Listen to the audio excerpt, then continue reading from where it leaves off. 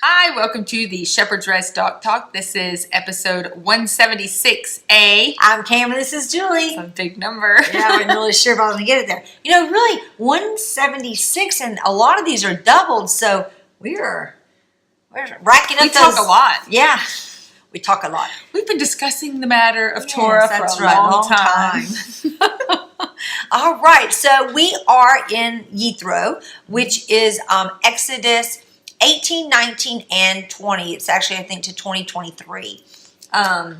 Okay, well, if you would like to check out some previous years, we have 30 A and B, 83 A and B, and 131. Yeah, you got it. All right. First try. Yeah, that says a lot for us. Okay, so I thought that we would look at Exodus 18, 3 and 4. It says, so it's talking about Moses' wife, and then it starts with, and her two sons, of whom the names of one was Gershom. I don't know if I'm saying it right. For he said, I have been a sojourner in a foreign land. And the name of the other was Eleazar. And he said, the Elohim of my father was my help and delivered me from the sword of Pharaoh. Okay. So, I'm sure you're thinking, okay, big deal. However, there is a lot of stuff that we can find in these verses. Okay, and that's what I want to talk about. First of all, did you notice that Eleazar? I mean, that's Aaron's oldest son. Yeah. And it's a lot of people's name. Yeah. Mm-hmm, because Abraham's, yeah, right, servant. Abraham's servant.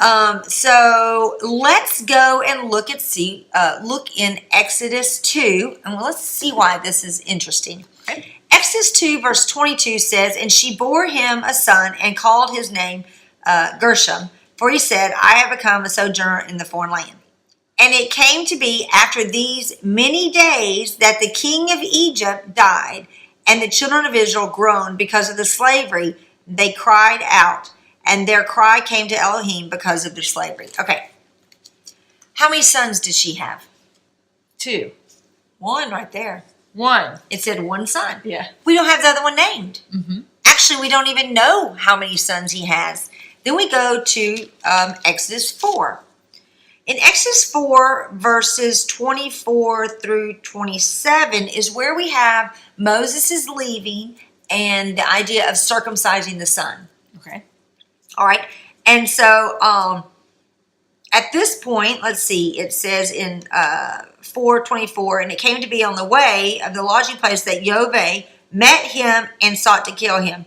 And Zipporah took a sharp stone and cut off the foreskin of her son and threw it at Moshe's feet. All right, now we know that this isn't Gershon because when we go up a little bit in chapter 4, 20, it says, so Moses took his wife and his sons. So we really still don't know how many sons there are. We know there's multiple, more than 2 or more, but we don't know how many. So it's not until chapter 18 that we find out there's 2. So is Eleazar the one that was circumcised because God is my help? Yes. Okay. Eleazar, I'm assuming that Eleazar is the one. Mm-hmm. And I'm also assuming that he's later on in life. So because we have him listed as one child and then everyone or all the people in Egypt who wanted to kill Moses is now dead. Now this one, in the part of his name in chapter 18, it says, again, this is verse 4 of chapter 18, and delivered me from the sword of Pharaoh. So if that's a part of what he's saying when this child's birth, I mean, it could be meaning back in the time, but I'm just noticing in 2 he's not mentioned, and 4 there's someone mentioned that needs to be circumcised, probably a little one, because otherwise you'd be circumcising 2 children, and he's not. She's not. She's just circumcising one. And Moses already knows that circumcision is required and already knows on the 8th day is when it's to be done, right? Right.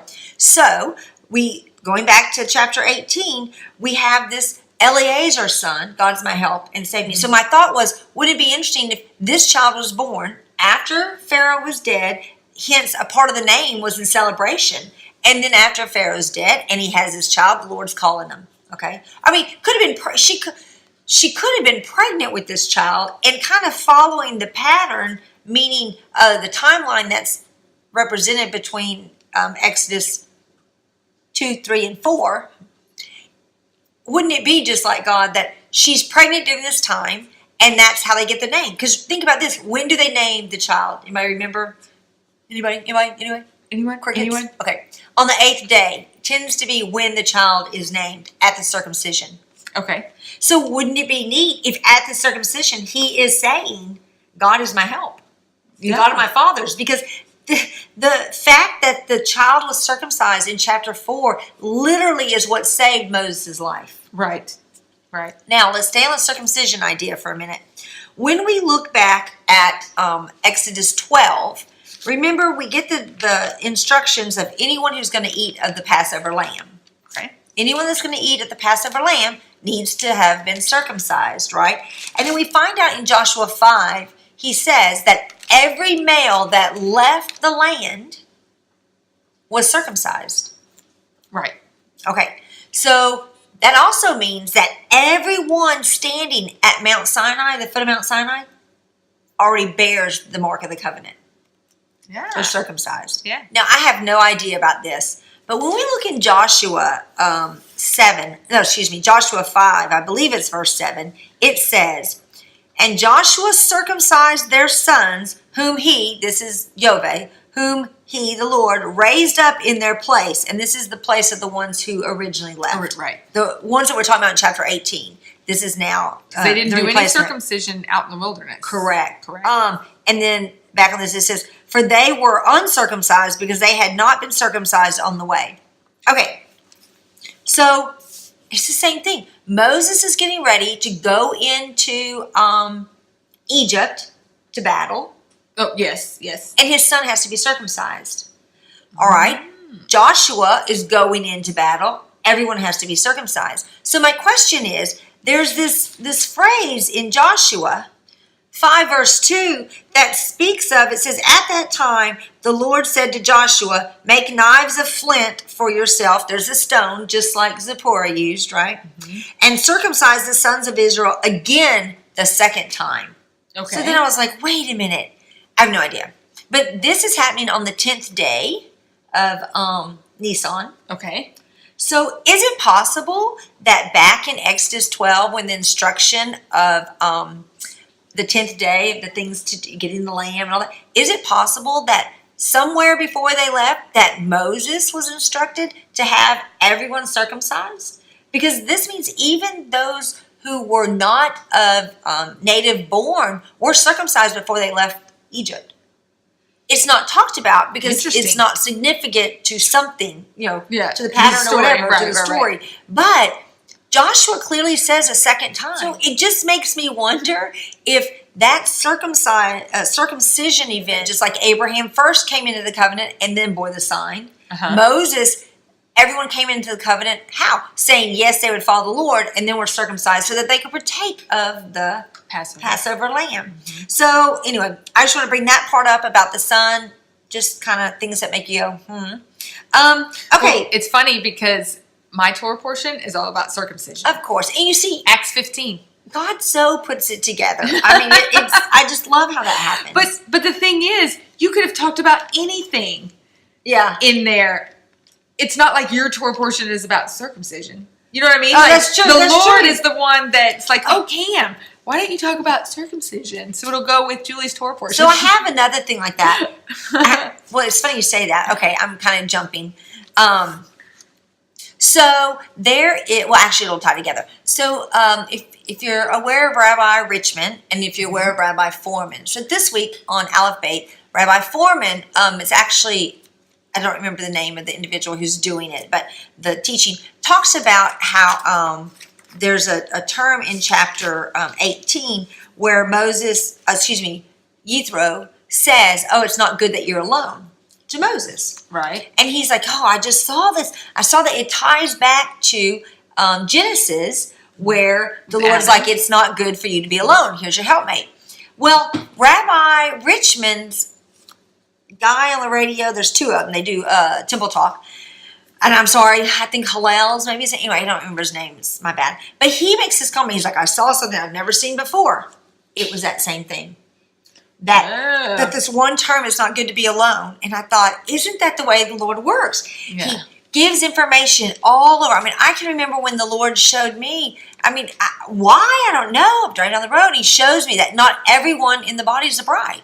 Mm-hmm. That was unheard of. Nobody had ever heard of that. Right. And then we go up, remember, to a conference, and one of the guys there is like, the Lord just showed me this, and you talk to other people, and that's how the Lord does it. He starts to show people things. It's just amazing. Totally that way, when you come together, it's a witness, it's a testimony. It's Absolutely. The same thing with this Messianic movement, or whatever you want to call it. The Lord started showing us these things as a group, as our little Bible study, who was hooked to a church, and we had never even heard of Messianics or Torah keepers or nothing like that. But he showed us, and then we started talking to other people from all over at that same conference. Yes. Who were being shown the same thing. It was like, whoa, this is awesome. Yeah. And that's how the Lord works. Right. Because it's the same Holy Spirit. Right. So I would imagine in Moses' time, when he showed up in Egypt to deliver the people, it was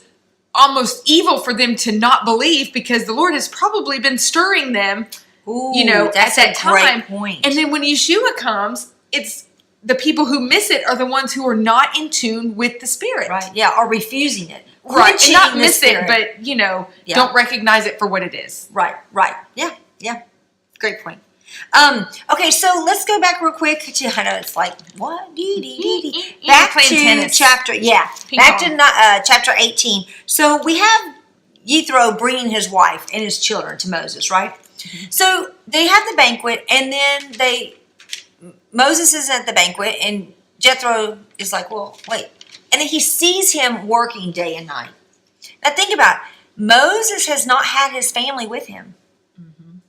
But now he does. So standing out day and night is not acceptable. Right. I mean, your responsibility to your family is first. You have to do that. Now, the Lord uses it together, but he can't neglect his family. That's my point. Right. And so I love it, because I'm going to go on the idea about the helpmate. It's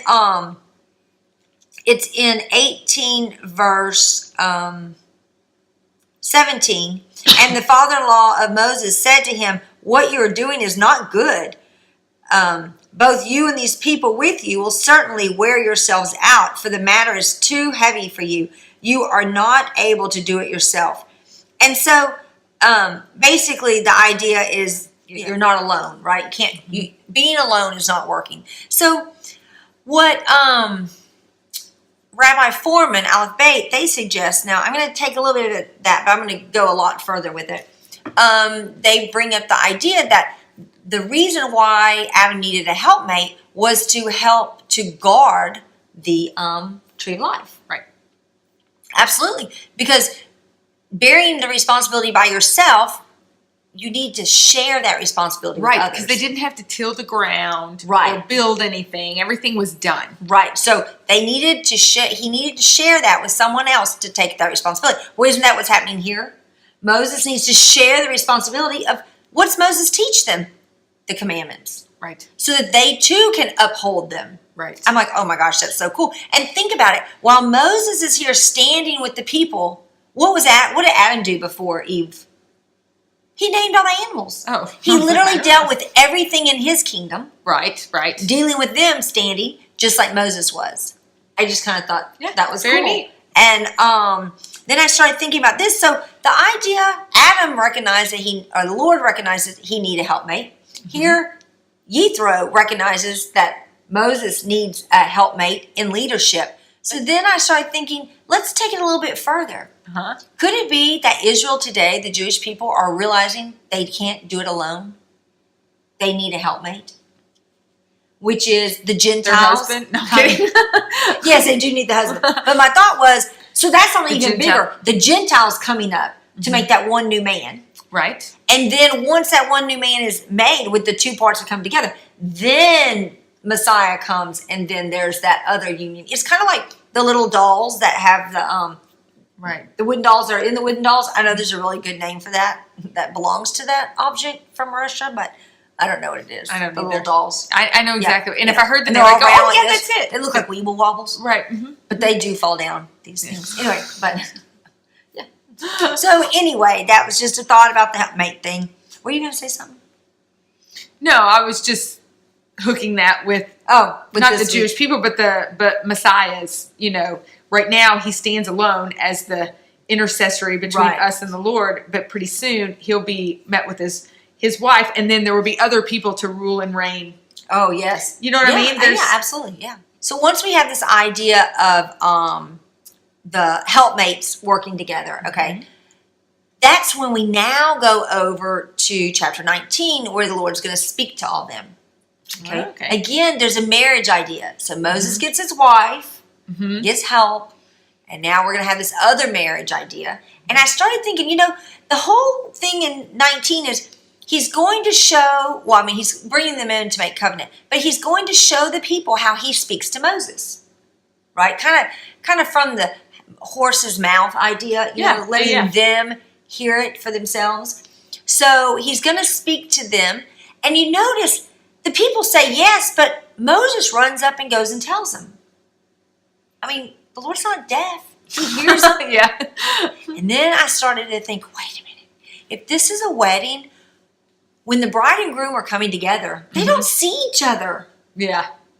Yeah. They have someone that relays the message. Back and forth. Yeah. Who? The bridegrooms, right? Mm-hmm. Actually, in the tradition, the bridegroom is the one that actually comes and gets the bride and brings her to the groom. Right. So I thought, oh my gosh, the disciples are called friends of the bridegroom. Yeah. Right? Did I say bridegroom? I meant friends of the bridegroom. It's the ones that go with them.